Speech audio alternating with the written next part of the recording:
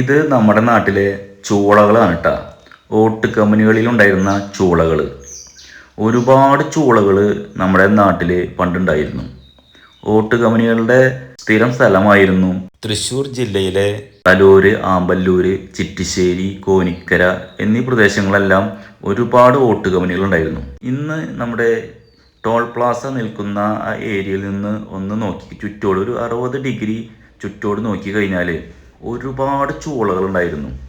ഒരു 10-20 വർഷം മുന്നേ നോക്കുകയാണെങ്കിൽ ഒരു 10-24 ചൂളകൾ നമ്മുടെ ആകാശത്തേക്ക് മുട്ടി നിൽക്കുന്നത് പോലെ നമുക്ക് കാണാമായിരുന്നു.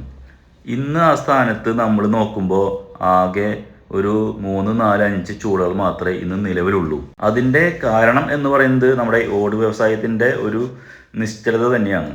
ഇപ്പോൾ ഓട് വ്യവസായം വളരെ കുറവായതുകൊണ്ട് തന്നെ ഇപ്പോൾ നിലവിൽ ചൂളകളൊന്നുമില്ല.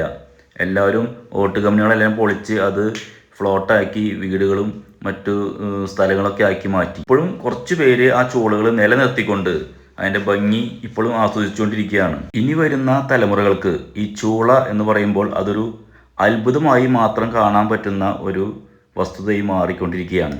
ഇനി മിച്ചം വരുന്ന ഈ ചൂളകളെങ്കിലും നിലനിർത്തിക്കൊണ്ട് നമ്മുടെ ഈ ചൂളകളുടെ ഒരു പഴമ എന്നേക്കുമായിട്ട് നിലനിർത്തട്ടെ എന്ന് ആഗ്രഹിക്കുന്നു.